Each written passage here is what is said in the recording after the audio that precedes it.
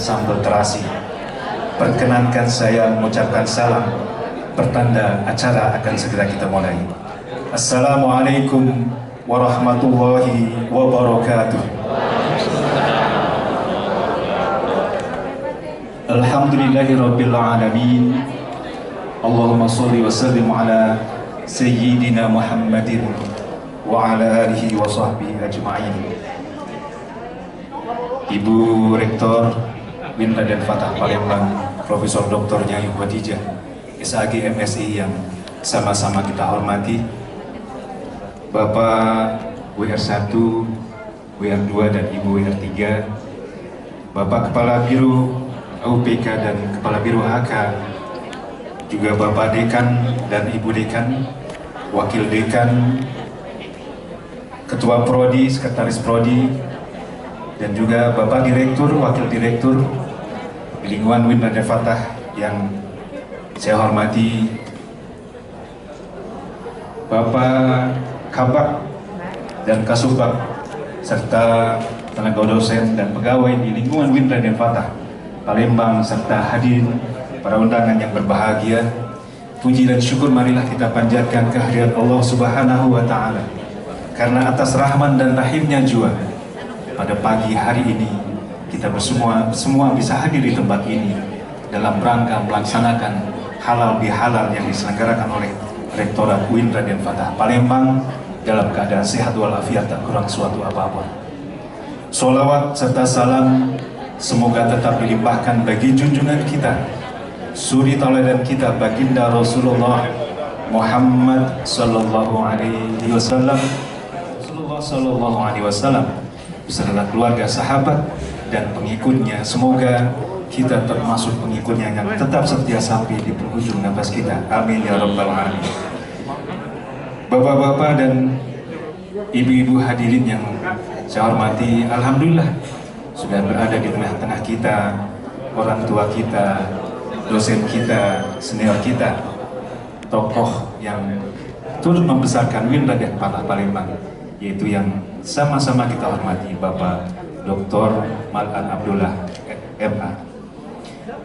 Bapak-bapak dan ibu-ibu, sebelum acara dimulai akan saya bacakan rangkaian acara yang akan kita laksanakan pada hari ini, yaitu halal bihalal yang mengambil tema kembali ke fitrah, menggali potensi diri, mempererat silaturahim menuju insan madani, yang kita laksanakan pada hari Senin 9 Mei 2022 Masehi bertepatan dengan tanggal 8 Syawal 1443 Hijriah.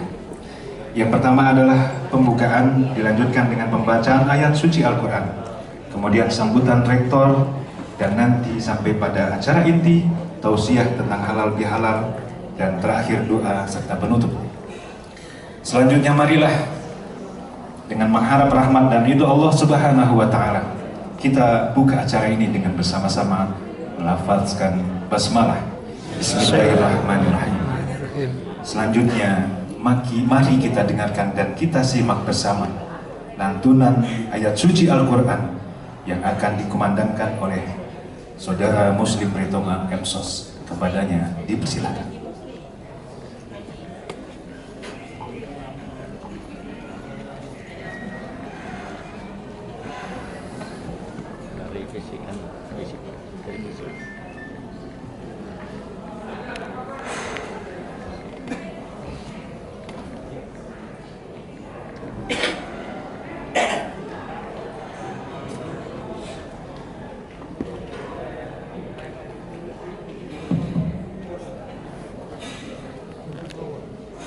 Assalamualaikum warahmatullahi wabarakatuh.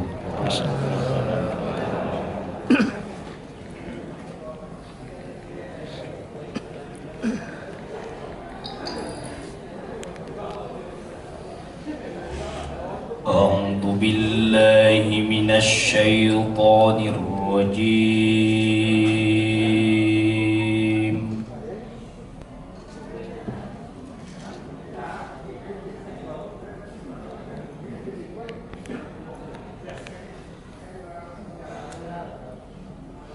Bismillahirrahmanirrahim.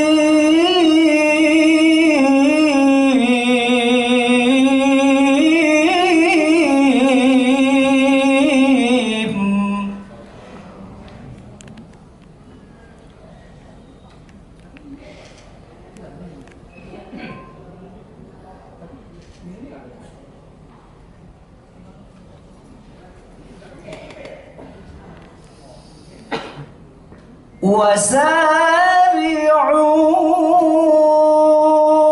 إلى مغفرة من ربكم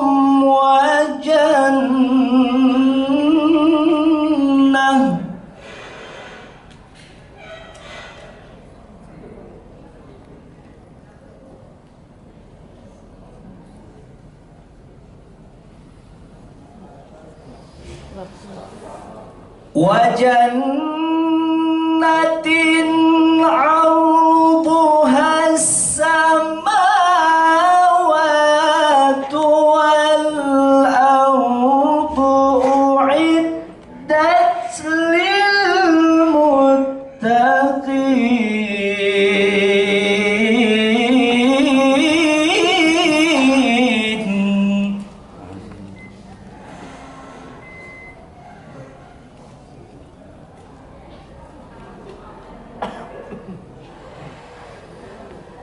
الذين ينفقون في السراء والضراء والكاظمين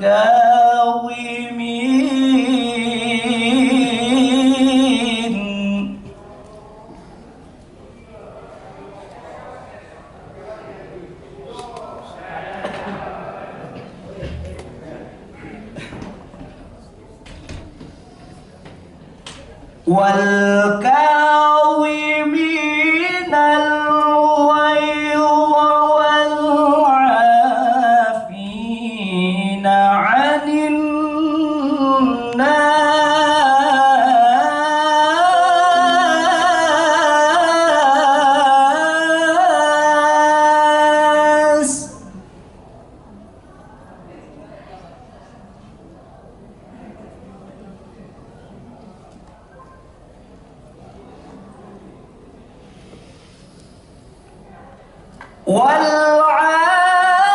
والعافين عن الناس والله يحب المحسنين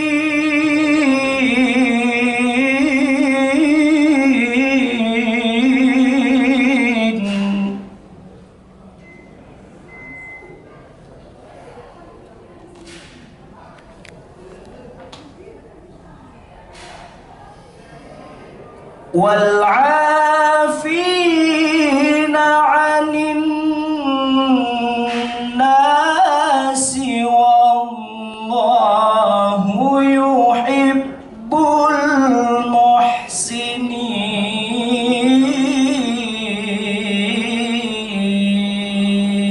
المحسنين صدق الله العظيم.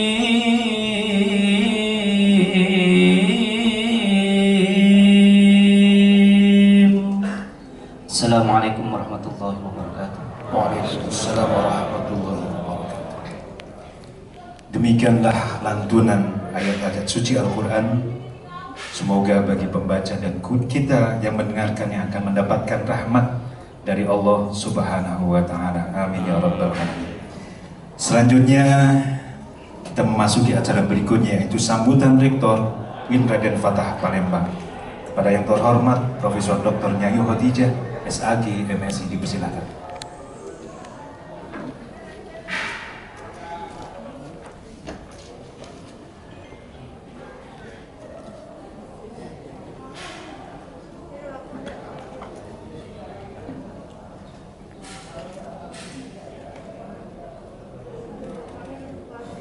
Bismillahirrahmanirrahim. Assalamualaikum warahmatullahi wabarakatuh.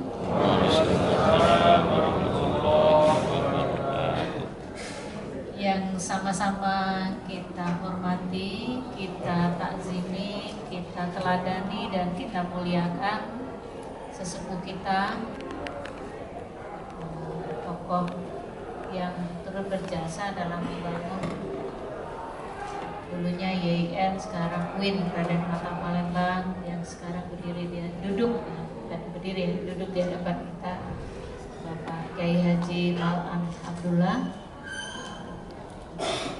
Yang saya hormati Bapak Ibu semuanya, ada Wakil Rektor 1, Wakil Rektor 2, Wakil Rektor 3, Kepala Biro AUPK, Kepala Biro AKK, para dekan FEBI, dekan Saintek, dekan Psikologi, dekan Adab dan Humaniora, dekan Fakultas Ilmu Tarbiyah dan Keguruan, dekan Fakultas Usuluddin dan Pemikiran Islam, ada Sekretaris Senat, Ketua LP2M, dekan Fakultas Dakwah dan Komunikasi ya.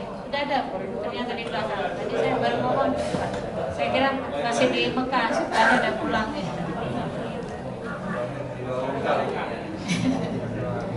Ketua LPM, kemudian para wakil dekan, para kepala PT, ada PT Pusat Pengembangan Bisnis, ada kalau tidak salah ada PT Perpustakaan. Oh di sana ya. Ada tadi Pusri PD, tapi kita sedang ada persiapan lab komputer kita akan dipakai untuk kegiatan tes calon polisi, perwira polisi sehingga izin tadi karena memang ada kegiatan persiapan itu. Semua yang hadir ya, yang mohon maaf tidak bisa saya sebutkan satu persatu, para guru besar, para dosen, para pendik, laboran, pustakawan, Kaprodi, Sekretaris Prodi, ada Ketua Lab Terpadu, ada Kepala SPI, ya yang semuanya lah ya, yang mohon maaf mungkin ada yang terlewat tidak saya sebutkan, tapi tidak mengurangi penghormatan saya kepada Bapak Ibu sekalian. Alhamdulillahirabbil alamin. Wabihi nasta'in ala umuri dunia waddin. Wassalatu wassalamu ala sayyidina Muhammadin wa ala alihi wa sahbihi ajmain, amma ba'd. Pertama dan utama tentu saja saya ingin mengajak kita semua senantiasa bersyukur kepada Allah Subhanahu wa taala karena hari ini kita diberikan kesehatan dan kesempatan untuk hadir di sini di kampus Jakabaring, kita sering nyebutnya kampus B ya, kampus Jakabaring UIN Raden Fatah Palembang. Dan sholawat dan salam kita aturkan kepada junjungan kita Nabi Muhammad Sallallahu Alaihi Wasallam. Bapak dan Ibu, utamanya Pak Kiai yang kami hormati, hari ini tentu tadi sudah saya sampaikan kalau judul kegiatannya adalah halal bihalal. Saya tidak usah membahas apa pengertian halal bihalal. Singkat saja bahwa hari ini adalah hari pertama kita mulai bekerja setelah dapat istirahat yang cukup lama. Dapat cuti yang cukup panjang, ada cuti bersama, ada libur lebaran, dan alhamdulillah saya lihat hari ini semuanya segar-segar. Ada ya Pak Heri dapat Lailatul Qadar. Buktinya dapat Lailatul Qadar makan tambah lemak. Mudah-mudahan kita semua dapat Lailatul Qadar. Yang jelas kita sudah menjalani ibadah selama bulan Ramadan, apakah itu puasa atau ibadah-ibadah sunnah yang lain yang kita laksanakan. Semoga apa yang kita lakukan selama sebulan penuh diterima oleh Allah Subhanahu wa taala. Amin ya rabbal alamin. Dan kita sudah memasuki Syawal, mudah-mudahan kita memasuki Syawal ini dalam keadaan sudah bersih. Bersih dari segala dosa, bersih dari segala, apalagi sudah maaf-maafan ya. Mudah-mudahan juga kesalahan di antara kita juga sudah termaafkan. Saya atas nama pribadi, keluarga, dan tentu saja pimpinan UIN Raden Hatta Palembang dengan setulus-tulusnya memohon maaf kepada Bapak Ibu sekalian atas semua kesalahan dan kehilapan yang kami lakukan, baik yang disengaja maupun tidak disengaja, dan tentu kami juga sudah memaafkan kalau ada kesalahan yang Bapak Ibu lakukan. Mudah-mudahan hari ini adalah hari pertama yang memberikan semangat bagi kita untuk bekerja lebih baik, memberikan sumbangsi terbaik kita untuk lembaga yang sama-sama kita cintai. Semoga apa yang kita lakukan mulai hari ini dan sampai Ramadan berikutnya, insya Allah kita diberikan keberkahan usia dan keberkahan dalam semua perbuatan kita, sehingga kita mendapatkan bukan hanya melakukan pekerjaan dengan sebaik mungkin, dengan kinerja sebaik-baiknya, tapi juga kita memperoleh pahala di sisi Allah Subhanahu wa Ta'ala, karena semuanya kita niatkan lillahi ta'ala. Mungkin itu saja dari saya. Tentu di sini kami terima kasih yang sebesar-besarnya Pak Kiai atas kesediaan Pak Kiai untuk memberikan tausiah hari ini kepada kita semua. Sengaja kita pilih orang dalam kita, ya bagian dari kita sendiri, sesepuh kita, supaya kita juga, karena kalau UIN ini sebenarnya kalau penceramahnya banyak ya, penceramah itu semuanya penceramah ini, dekan syariah, dekan dakwah, ya, dekan pepi, kiai juga, kiai John ya. Tapi di sini kiai dari guru dari semua kiai ya kita undang. Ya, ya, mudah-mudahan mohon pencerahannya kepada kami semua, dan terutama semoga apa yang beliau sampaikan nanti bisa memberikan kekuatan kepada kita dan memberikan semangat kepada kita semua untuk bekerja lebih baik lagi dan memberikan pengabdian kita yang terbaik kepada lembaga yang sama-sama kita cintai ini. Demikian dari saya, mohon maaf kalau ada kekurangan, kepada Allah mohon ampun. Wallahu muwaffiq ila aqwamit thoriq. Wassalamualaikum warahmatullahi wabarakatuh. Terima kasih kepada Ibu Rektor yang sudah menyampaikan sambutannya. Bapak-bapak dan ibu-ibu hadirin, sampailah kita kepada acara puncak, yaitu tausiah tentang halal bihalal yang akan disampaikan oleh yang terhormat Bapak Dr. Kiai Haji Malkan Abdullah MHI. Kepada beliau dipersilakan. Ya. Mari kita simak bersama, mudah-mudahan kita mendapatkan pencerahan dan menjadi bekal kita untuk melangkah ke depan.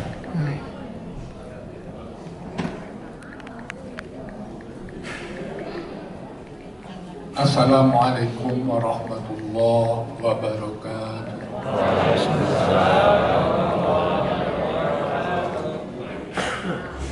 Bismillah walhamdulillah wassalatu wassalamu ala rasulillah Sayyidina Muhammad ibn Abdillah wa ala alihi wa ashabihi wa man tabi'ahu wa la hawla wa la quwwata illa billah. Ibu Rektor, bapak-bapak, ibu-ibu yang saya hormati, saya yakin bahwa saya tidak akan bisa menyebut semua jabatan yang ada di sini sekarang ini. Sudah terlalu lama meninggalkan kampus, ya. Dan saya tahu bahwa ada bagian-bagian institusi yang baru yang sudah dikembangkan. Selain tentu saja IAIN kita sudah berkembang menjadi UIN yang saya kira ini adalah sebuah tonggak yang harus kita lihat sebagai sebuah perkembangan mengantisipasi perkembangan peradaban baru di masa sekarang dan di masa yang akan datang. Saya, Bu Rektor, sebetulnya tidak tahu ini apa yang harus saya sampaikan. Iya, semuanya saya tahu lebih berilmu daripada saya. Dan selain itu, saya kira kemampuan-kemampuan lain juga lebih dari kami generasi yang lebih tua. Saya kalau di dalam SK itu 73 masuk 74. Tetapi dalam catatan itu ada yang kalau dilihat saya itu sebetulnya umurnya di atas itu. Yang saya lihat lebih akurat catatan dari ayah saya yang menyebut saya kelahiran tahun 47 2 November karena disertai dengan tanggal hijriah. Yang lain tanpa tanggal hijriah. Jadi kalau dilihat dari sisi itu sudah 74 lewat, masuk 75, 2 November nanti 75. Jadi bisa dipastikan saya yang paling tua yang ada di sini.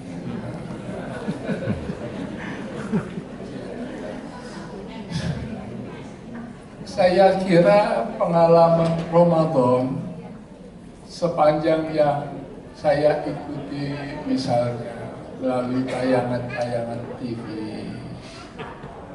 banyak diantaranya juga adalah tokoh-tokoh dari UIN kita yang melalui media sosial yang lain memperlihatkan kepada kita bahwa kita bisa banyak belajar dari bulan suci ini dan serba kegiatan yang ada di dalamnya.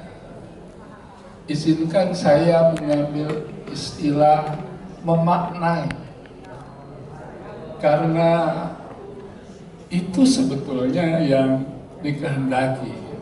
Apa yang disampaikan itu bisa menjadi bagian dari diri kita dan mewarnai perilaku kita sekarang dan ke depan. Saya kira itu ya. Saya berpegang kepada pengertian makna, meaning yang sangat longgar, yaitu yang berbau-bau antropologi, sosiologi. Ya, mungkin Bu Rektor lebih paham. Sebetulnya ketika Ramadan lewat uraian berbagai hikmah Ramadan, kita itu dituntun untuk membentuk cara pandang kita sekaligus nilai-nilai. Ya. Cara pandang dan nilai-nilai itu yang kita cerna, kita internalisasi atau kita batinkan, walaupun istilah pembatinan ini kadang-kadang agak peka ya, agak peka ya, untuk menjadi bagian dari khazanah spiritual kita yang kemudian mewarnai sikap kita dan akhirnya nanti membentuk perilaku keseharian kita. Sebetulnya saya lihat itu, tapi apakah ini terlalu akademik? Saya bingung juga itu. Yang saya pikirkan itu bagaimana halal bihalal ini membuat kita menjadi lebih bisa memberi makna bagi institusi, bagi UIN kita. Jadi dalam pikiran saya, apa yang kita batinkan itu sekarang sudah menjadi milik kita. bagaimana ia kemudian kita tampilkan sebagai sesuatu yang bermanfaat positif bagi umat. Yang bisa melihat itu adalah mata sebelah kiri. Jadi ketika saya menulis buku yang terakhir itu sebetulnya mengandalkan mata sebelah kiri, gitu ya. Bukan mata sebelah kanan lagi. Jadi kira-kira itu, Bu Rektor, izinkan saya untuk menyampaikannya itu pikiran-pikiran sekilas yang mungkin perlu untuk kita pikirkan lagi.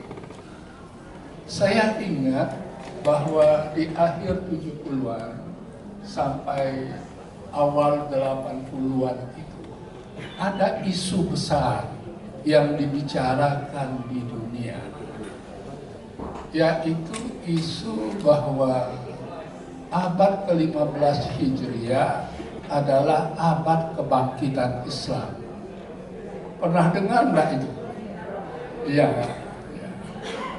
Abad yang diyakini oleh kaum muslim, khususnya para ulama-ulama tertentu dan intelektual-intelektual tertentu, ini adalah abad milik kita. Islam akan bangkit di dalam abad ini. Dan pada waktu itu ada yang meyakininya dengan sangat katakanlah mengejutkan. Ada yang memang meragukan. Salah satu alasannya adalah karena sekarang umat Islam, negara-negara Islam itu terpecah-pecah antara yang satu dengan yang lain. Tapi orang seperti Profesor Sujatmoko itu menjawab dengan sederhana sekali. Eropa itu bangkit peradabannya ketika cakar-cakaran satu sama lain. Jadi jangan khawatir kalau kita itu tidak satu. Sujatmoko yang 2 periode menjadi rektor Universitas PBB di Tokyo itu ya, 2 periode. Dan saya kira sulit membayangkan ada orang Indonesia yang seperti beliau bisa dihargai dan diberi jabatan sebagai rektor Universitas PBB. Tidak tahu nanti rektor kita apa bisa. Tidak mustahil tentu ya. Tapi salah satu sebabnya antara lain beliau pada waktu itu seperti mendahului zamannya. Sudah berpikir untuk masa depan. Jadi jawaban beliau malah begitu, gitu kan. Tetapi juga ada yang cukup hati-hati. Misalnya salah satu di antaranya Profesor Nagib Alatas. Beliau mengatakan bahwa itu betul kita punya harapan seperti itu. Tapi untuk itu kita harus bangkitkan dulu pemikiran kita. Pemikiran untuk siap mengisi era baru itu.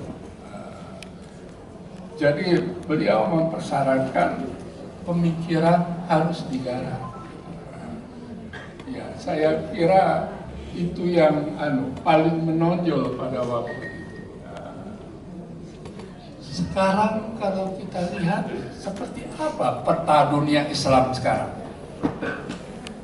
Sudah 43 tahun ya, abad ke-15 Hijriah. Masih menggambarkan optimisme seperti itu? Atau tidak? Kalau dulu kita yakin betul. Ya, tiba-tiba peta dunia itu seperti mengurangi optimisme itu. Negara-negara muslim kita tahu sekarang ini betapa mulai dari Libya ya, Syria gitu. Dulu juga Mesir pernah bergolak ya. kemudian sengketa antara Saudi dengan Yaman, itu Afghanistan, tidak menggambarkan optimisme itu lagi. Karena itu saya kira pikiran Profesor Sujatmoko itu harus dipegangi dan dilengkapi dengan apa yang dikemukakan oleh Profesor Najib Alatas, bahwa kita harus mengisi era baru abad ke-15 ini dengan kesiapan pemikiran untuk mengisi semua peluang peradaban yang akan terbuka selama abad ini. Nah, kalau kita lihat peta dunianya sudah berubah seperti pesimis. Tiba-tiba isu yang dominan berkembang, isu akhir zaman, bukan lagi kebangkitan Islam. Ya, ini sebetulnya ada apa? Gitu. Bukan tidak boleh isu akhir zaman itu dikembangkan, tetapi menurut saya UIN harus mengisi isu besar yang tadi itu. Ya, ketika ada tambahan fakultas-fakultas, itu menggambarkan bahwa kita sangat mengutamakan perkembangan sains dan teknologi. Perkembangan sains dan teknologi untuk apa? Ini yang harus dipikirkan, Bu Rektor, dipikirkan oleh semua. Menurut saya harus diletakkan dalam bingkai mengisi peluang untuk membangun peradaban baru abad ke-15 Hijriah ini. Kita tidak boleh larut dengan isu yang dikembangkan oleh pihak lain. Ini kampus kan, kampus itu harus mendahului lingkungan sekitarnya itu. Maka kemudian kira-kira itulah yang ada. Berhadapan dengan peta yang sudah berubah itu tadi, apa ini terlalu serius ya?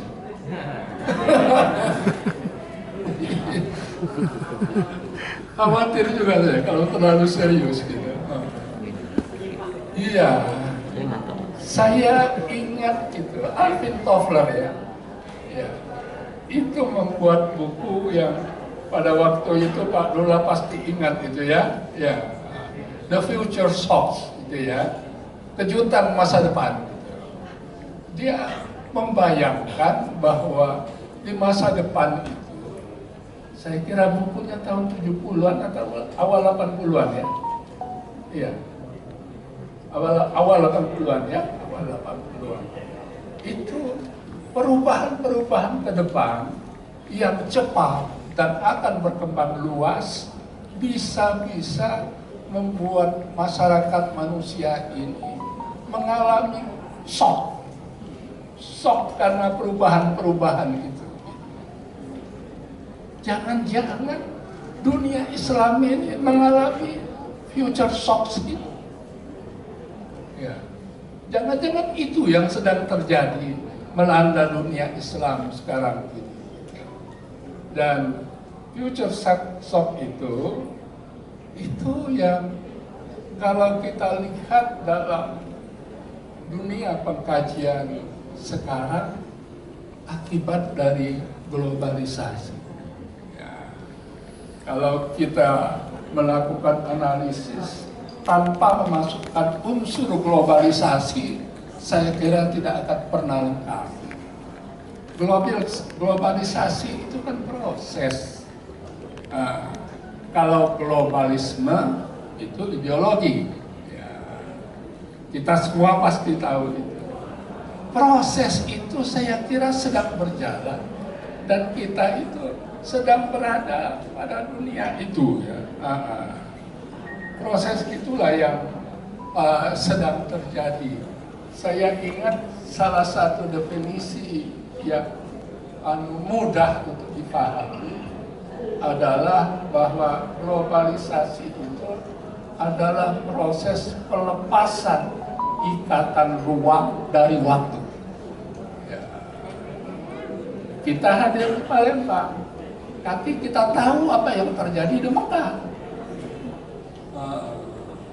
Ini yang misalnya disebut oleh David Halil itu sebagai penyempitan ruang dan waktu, ya, penyempitan. Tapi anehnya Giddens itu menyebut justru pemuaian. Isinya sama, tapi istilah yang digunakan beda. Ya, tiba-tiba seperti itu. Dulu waktu saya tahun 93 sulit sekali berkomunikasi dari Mekah ke Palembang itu. Untung pada saat itu sudah ada poin, ya, telepon poin yang dideretkan itu di Mekah itu. Jadi poinnya itu dideretkan, sementara kita ngomong itu satu ya, turun, ya. Ya. Bartelnya begitu kan di Mekah itu pada zaman itu. Sekarang tiba-tiba yang baru balik haji, umrah tadi, kan gampang sekali melaporkan apa yang sedang terjadi di sana.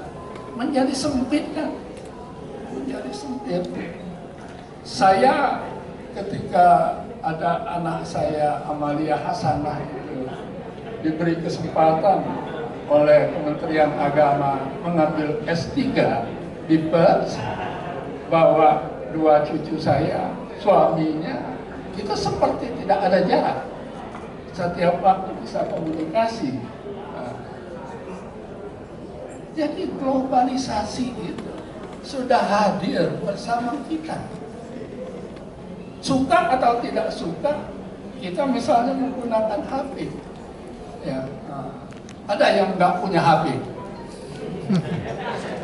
3. Lebih dari 1 dah. 4 ini. Sekarang ini kan kalau ketinggalan HP lebih bingung daripada ketinggalan yang lain-lain. Iya. Padahal dulu tidak kan. Iya, tanpa HP. Ya. Saya kira ini fenomena bahwa globalisasi itu tidak terhindari dan sudah hadir bersama kita. Tidak mungkin ditolak globalisasi, karena kita menyenanginya. Produk-produk sains dan teknologi itu kita senangi, dan kita merasa bahwa kita memang harus memanfaatkannya. Ketika kemudian harus ada kewajiban memberi kuliah online gitu kan, ya, itu sebetulnya mengubah tradisi yang sudah ada. Dulu anak sekolah itu kan nggak boleh bawa HP. Sekarang disuruh belajar menggunakan HP. Makin deras dia itu kan hadir bersama kita. Cuman ini jarang kita renungkan. Jarang kita merenungkan itu. Karena itu kemudian dengan cara seperti itu kita bisa mengetahui bahwa fenomena globalisasi pasti akan terus bersama kita, dan seiring dengan itu ekonomi global juga harus kita masuki. Saya ketika ceramah di Masjid Agung ada yang bilang, Pak, kita ini perlu menguasai ekonomi. Para ulama dulu menguasai ekonomi. Sekarang kita ini tidak menguasai itu. Kita hanya menjadi objek ekonomi. Saya menjawab sederhana saja. Kita punya HP kan? Dalam hal HP ini kita objek apa subjek? Dibilang objek bisa, tapi dibilang subjek juga bisa. Kita sudah melakukan itu gitu. Jadi tidak sederhana lagi perekonomian sekarang ini. Ya, kita sudah terikat dengan perekonomian global. Mudah-mudahan Febi kita itu ada yang memperhatikan itu. Ya, tidak semata-mata yang di tingkat mikro saja, tapi pikiran besarnya perlu melihat bahwa perekonomian itu sudah perekonomian global. Contoh yang lain, kita itu kan mendapat sekarang ini kesempatan berhaji separuh dari yang dulu menjadi kuota kita. Saya pikir itu kenapa harus separuh? Banyak orang juga berpikir seperti itu. Tetapi setelah dijalani,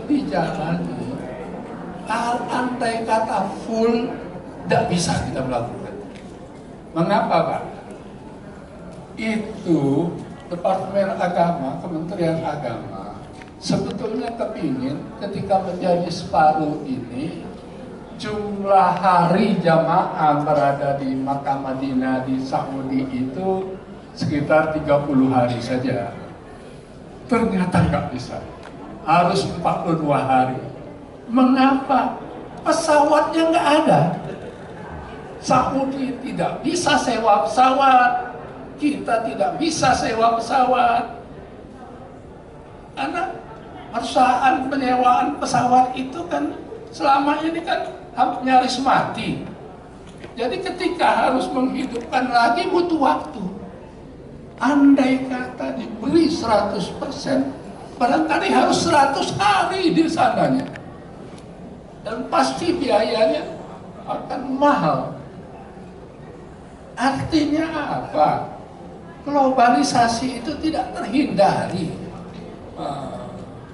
Jadi jangan mudah-mudah mengatakan bahwa kita ini terlalu larut dalam globalisasi. Perekonomian kita itu sudah terkait satu sama lain secara sangat dekat dan sangat cepat. Saya begitu tahu bahwa masih harus 42 hari baru sadar mungkin keputusan Saudi yang hanya memberi separuh itu sudah dengan perhitungan yang komprehensif, termasuk kemungkinan melakukan penyewaan pesawat. Orang kan yang nggak tahu mengatakan itu saja, Saudi saja. Saudi itu juga kalau musim haji kan sewa pesawatnya, bukan dia yang punya. Jadi kira-kira seperti itu dunia yang kita hadapi sekarang ini. Nah ini kan bagian dari yang harus pada satu sisi misalnya Bu Rektor ya, bagaimana agar masyarakat lebih paham bahwa dunia yang sekarang ini beda dengan dulu, sehingga mudah saja membandingkannya misalnya dengan zaman Nabi. Saya sangat merasa penting untuk kita fahamkan sebetulnya globalisasi itu apa. Saya punya catatan, izinkan saya melihat catatan karena tidak baca hafalkan lah. Itu dulu ada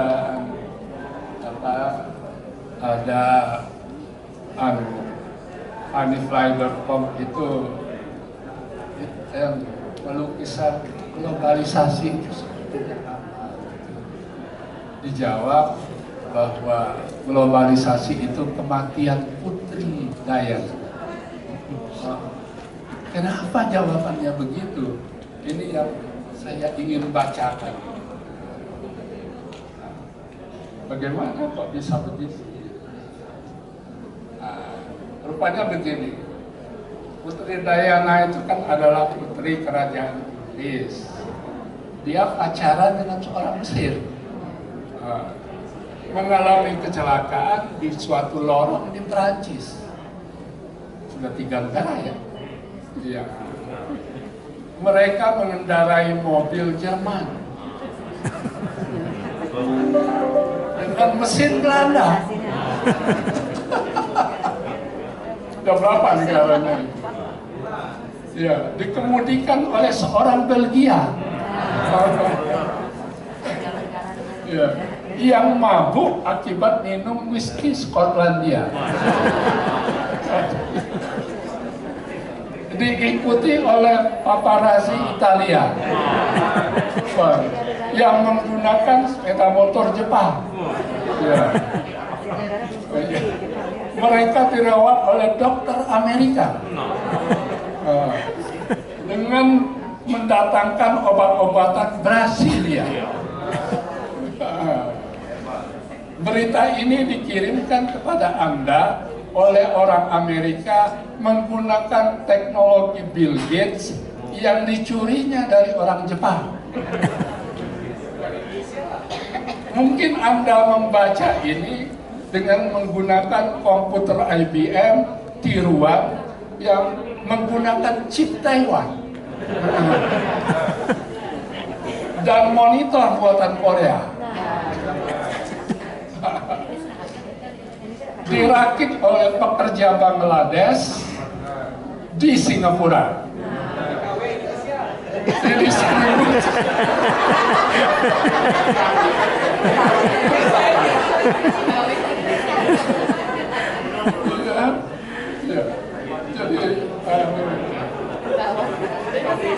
Jadi hilang.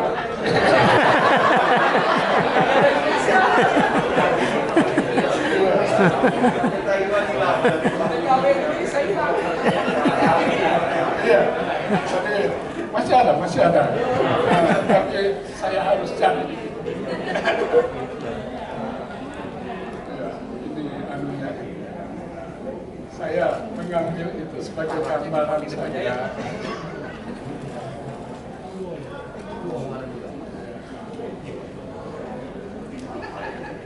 Iya, ya. Di Singapura ya, didistribusikan dengan menggunakan lori yang dikemudikan oleh orang India, dibaca oleh orang Indonesia. Indonesia cuma baca, Pak.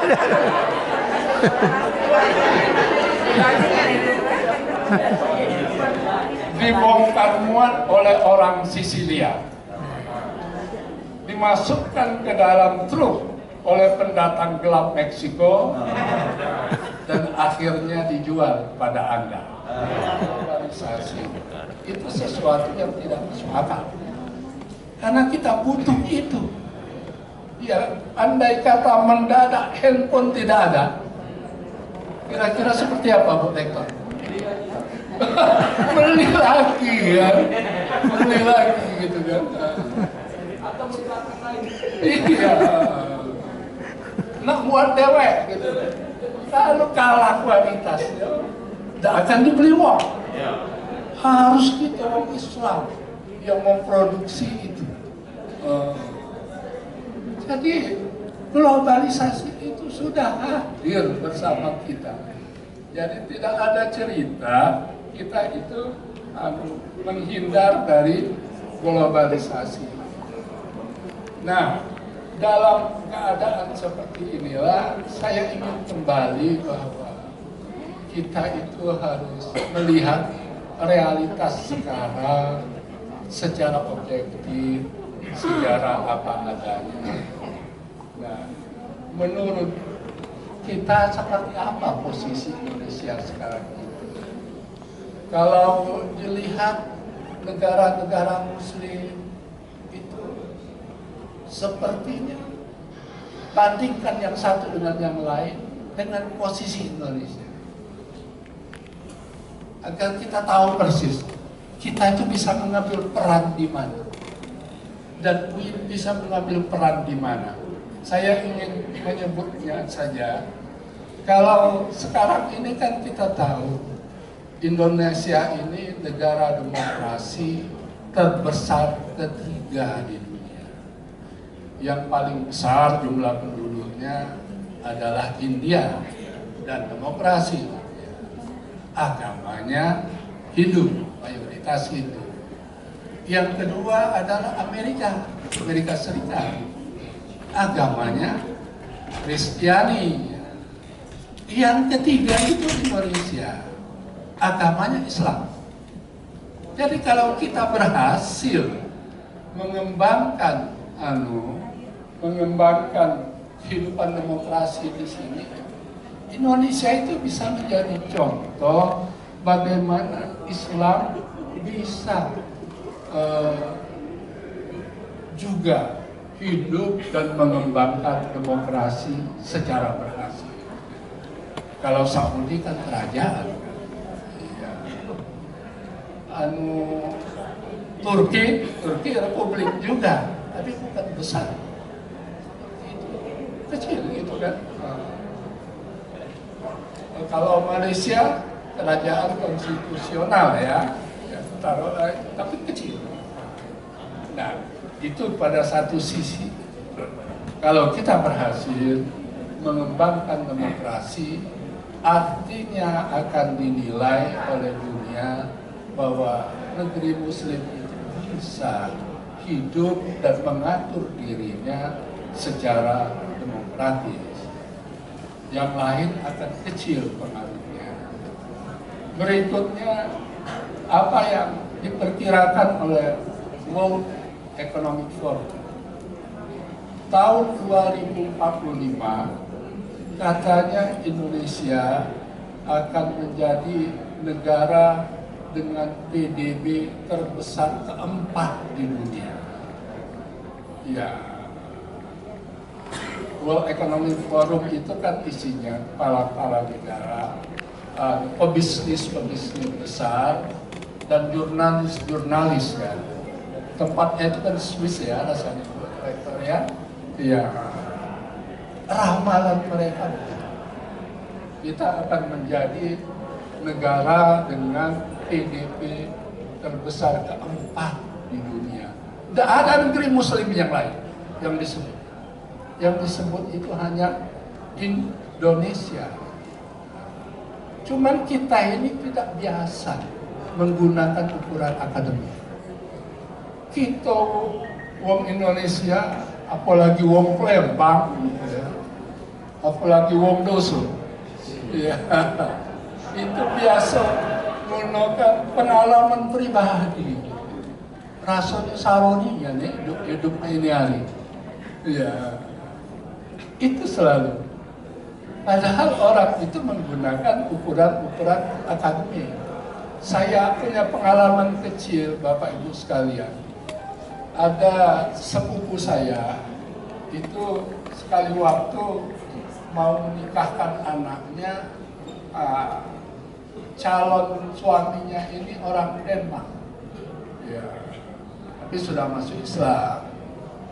Ketemunya di Jakarta dan dia minta saya hadir ke Batam. Akan nikahnya dan resepsinya akan dilakukan di Batam. Ketika saya duduk setelah sambutan, saya duduk satu meja. Rupanya besan ini memang pebisnis. Ya, dia datang berempat, ya, selain calonnya itu sendiri. Sambil duduk dia tanya, pertumbuhan ekonomi Indonesia berapa sekarang? Aku kan terkejut. Untung belum lama maju. Pajaknya waktu itu kan. Itu artinya apa? Mereka menggunakan ukuran akademik. Kita ini lebih biasa menggunakan ukuran akademik. Karena itu UIN menurut saya harus membiasakan itu. Ketika semua fakultas ada, biasakan menggunakan ukuran-ukuran akademik. Harus mendahului lingkungan, mendahului zamannya kan kampus itu. Jangan ada lagi orang UIN yang tidak begitu. Maksud saya kira-kira begitu, Rektor. Saya ini lebih memberi PR ini. Ya, kira-kira seperti itu. Ya. Jadi cukup beralasan kalau orang berharap bahwa kita itu bisa mengisi peluang kebangkitan Islam di abad ke-15 ini. Ada lagi yang menurut saya sangat penting. Kita ini memberi peluang pengembangan SDM secara terbuka. Tidak ada negeri muslim seluas Indonesia memberikan kesempatan berkembang bagi perempuan. Ukurannya perempuan, ya. Nah, kalau UIN Raden Patah sudah ada contohnya, bisa jadi dekan, bisa jadi rektor, gitu kan. Iya, itu anunya itu. Pada sisi yang paling besar orang itu kagum dengan Ibu Sri Mulyani. Orang Arab selama ini beranggapan kalau ada perempuan pintar itu boleh. Loh kok Indonesia bisa ada perempuan pintar yang 3 tahun berturut-turut menjadi menteri keuangan terbaik di dunia, mengalahkan segala bule, segala lanang, segala bule, segala lanang, gitu kan. Saya jadi ingat juga dulu Majelis Ulama Indonesia pernah mengirim tim berkunjung ke Mesir. Gitu. Salah satu yang ikut adalah Ibu Tuti Alawiyah. Nah, begitu diterima oleh Majelis Ulama Mesir itu, dia terkejut. Oh, ada perempuan? Ada perempuan? Mereka kan laki-laki semua, gitu kan. Kalau di Saudi pakai jenggot semua. Iya. Indonesia nggak ada perempuan. Kalau sekarang kita sempat umroh misalnya, kan di TV Saudi itu yang muncul anaknya loh kan. Karena posisi betina itu berada dalam kehidupan domestik. Iya. Di rumah baik kan. Jadi kalau itu terjadi di Indonesia, dan nanti betina di sini, selanangan.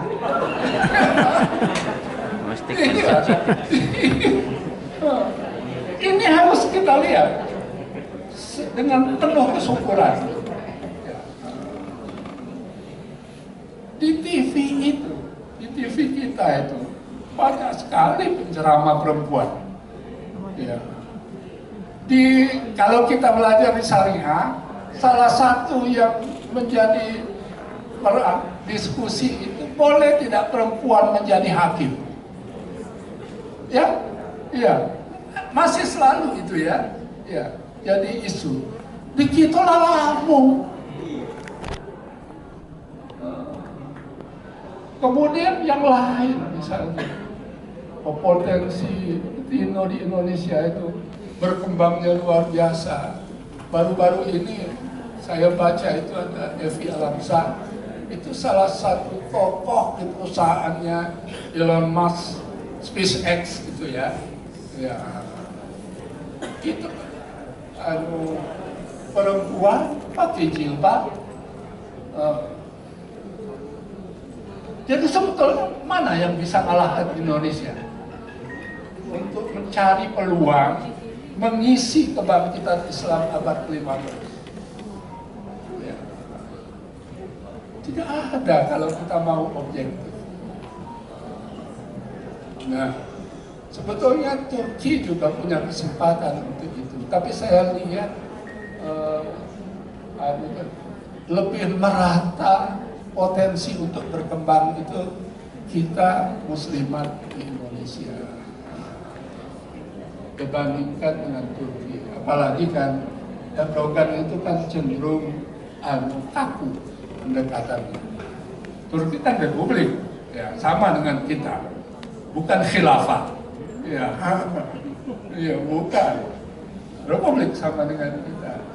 Tapi ternyata karena ingin melawan hukum ekonomi, perekonomian Turki itu kan jatuh. Kalau dulu penukaran rupiah dengan lira Turki itu nilainya 4.000, sekarang 1.000. Jauh. Malah pernah 600 rupiah. Pernah 600. Waktu 600 itu saya punya tetangga di kebun bunga itu. Dia anaknya kan belajar di Turki. Kami cepat bukan duit lagi. Oh, kesempatan untuk dapat duit banyak. Jadi kira-kira itu yang terjadi. Indonesia itu lebih dilihat paling potensial untuk maju. Nah, saya kira kita harus mengisi peluang. Ya. Peluang itu harus kita isi. Saya pikir kita punya apa semacam itu kan peradaban Islam Melayu Nusantara ya, distingsi kita itu. Tapi mungkin Bu Rektor, peradaban Islam Melayu Nusantara plusnya itu bukan hanya sisi historis itu menjadi bagian dari identitas kita. Kalau itu tidak kita pegangi, maka peluang perempuan yang kita bicarakan ini kira-kira di mana? Ya. Dan kita perlu mengisi pemikiran itu. Apa yang terjadi kalau tidak dipikirkan? Kalau orang wah kita perlu bersatu, taruhlah Afghanistan berhasil merebut kekuasaan. Terus apa yang dikerjakan? Karena tidak siap dengan pemikiran tentang apa yang dikerjakannya ini. Tiba-tiba perempuan tidak boleh sekolah, perempuan tidak boleh kuliah. Tiba-tiba hanya itu yang dilakukan. Karena itu selalu penting mempersiapkan aspek pemikiran, mencari peluang, mengisi peradaban baru abad ke-15 ini. Abad ke-15 ini tinggal separuh ya. Tinggal separuh. Karena itulah itu yang ingin saya kemukakan gitu kan. Bahwa agama itu akhirnya harus diajarkan sebagai kesadaran. Kesadaran yang paling dalam, bukan hanya dogma. Ini tidak boleh dibaca, ini tidak boleh dibaca. Baca kan? Kalau ini tidak boleh dibaca, ini tidak boleh dibaca, itu dogma. Yang boleh dibaca ini baik. Saya ingin menutup ini, mungkin untuk menjadi renungan kita bersama.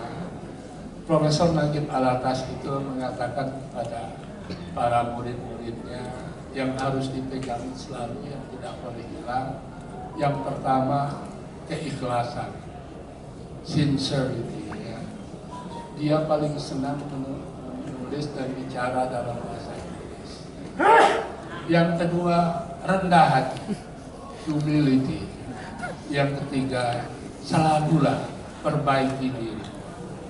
Ya, self improvement. Yang berikutnya setia, loyal. Setia ini menurut saya bagian dari pengabdian yang sangat penting. Dan yang terakhir adalah kerja keras, hard work. Harus mau kerja keras. Saya kira generasi sekarang yang jauh lebih pintar dari kami dulu, kalau berpegang kepada ini, insya Allah akan membuat UIN kita menjadi UIN yang berkembang dengan identitasnya sendiri, UIN yang berkembang untuk mengisi kemajuan peradaban dengan identitas yang tetap terpelihara. Mudah-mudahan itu bisa kita lakukan. Wa'alaikum minkum. Wassalamualaikum warahmatullahi wabarakatuh.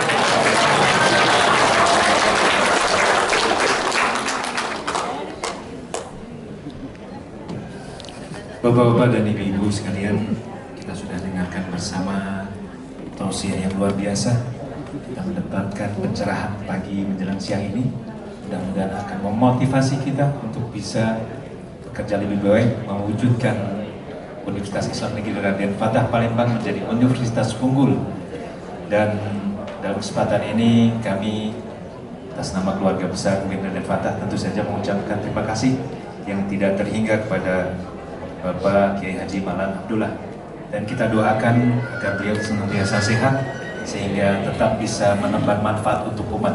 Amin ya rabbal alamin. Bapak-bapak dan ibu-ibu, tibalah kita pada acara doa, dan dalam hari ini dimohon kepada Bapak Dr. Haji Kemas Badarudin MPD untuk memimpin doa ini. Persilakan.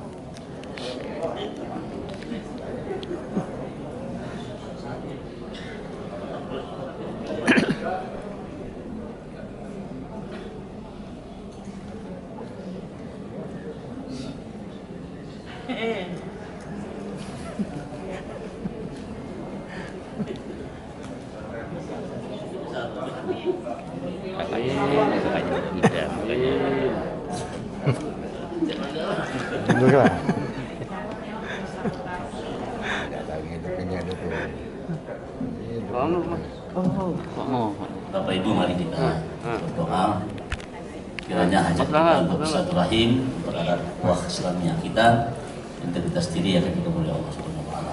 Hadiniyah wa likulli niyatin shalihah wa ila hadratin Nabi Mustafa sayyidina Muhammadin sallallahu alaihi wasallam. Al-Fatihah. Bismillah. Iya. Silatul. A'udzu billahi minasyaitonir rajim. Bismillahirrahmanirrahim. Alhamdulillahi rabbil alamin. Allahumma shalli ala sayyidina Muhammad wa ala alihi washabihi ajma'in. Allahumma ij'al jam'ana hadza jam'an marhuma wa tafarruqana min ba'di tafarruqan ma'suma wa la taj'al fina wa la ma'ana saqiya wa la mahruma. Ya Rabb, kami sadar ya Allah atas takdir kehendak-Mu juga kami bisa berkumpul hari ini ya Rahman, untuk menyambung silaturahim di antara kami ya Rahman. Kami berharap dengan silaturahim ini Kau panjangkan umur kami, Kau luaskan rezeki kami ya Allah, Kau perkuat ke akidah Islamiyah kami semua ya Allah, beri integritas diri itu sama-sama menyumbangkan kami miliki untuk pengembangan UIN dan partai kami cintai ya Rabb. Allahumma ya Allah, di sini kami mengabdi ya Allah, di sini kami mengharapkan juga ibadah kepadamu ya Rabb. Di sini pula pangkat tolak yang bisa mendapatkan surgamu ya Rabb. Allahumma ya Allah ya Hayy ya Qayyum, kami hambamu yang lemah ya Allah, yang tak mampu berbuat melebihi dari kesanggupan telah Kau berikan kepada kami.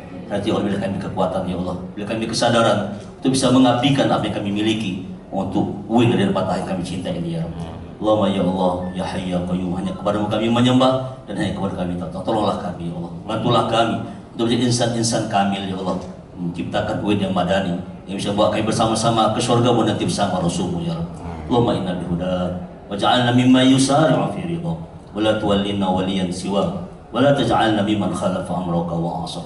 Rabbana atina fid dunya hasanah wa fil akhirati hasanah wa qina adzabannar. Walhamdulillahi rabbil alamin. Taqabbalallahu minkum. Bapak-bapak dan ibu-ibu hadirin sekalian, sebelum ditutup acara, perkenankan saya menyampaikan sebuah pantun. Papa Haikal pergi ke pasar Lemabang membeli kain untuk lebaran. Halal bihalal telah kita selenggarakan, mari kita saling bermaafan. Dari rumah ke Sungai Musi mencari ikan dapat tenggiri. Selesai sudah acara ini, semoga kita berjumpa lagi. Baik, Bapak-bapak, ini momen yang sangat baik kita untuk bersalaman, saling memaafkan. Mungkin mohon kepada adik-adik untuk menyesuaikan tempatnya, mungkin Bapak Ibu Rektor di depan. Oh ya, mohon kepada Ibu Rektor mungkin Pak Kiai Marhum di depan didampingi oleh Bapak WR1, WR2, WR3, kemudian Kepala Biro AK dan OPK. Kemudian perlu kami sampaikan, ya, Ketua Senat mendampingi Ibu Rektor. Bapak-bapak dan ibu-ibu, perlu kami sampaikan juga bahwa akhir acara ini ada acara konsumsi ya, ada acara makan untuk Bapak WR, Ibu WR didampingi Pak AK, OPK, kemudian dekan dan wakil dekan. Nanti konsumsinya makan siang di ruangan rektor menuju ke gedung rektorat. Sementara yang lain, Kabak, kepala lembaga dan semua yang hadir, kita ada disiapkan konsumsi di ruangan atas di sebelah kiri dari saya. Baik, mari kita mulai dari arah Ibu Rektor ya. Ya, diikuti yang lain dipandu oleh Bapak Dekan dan seterusnya. Sallallahu alaihi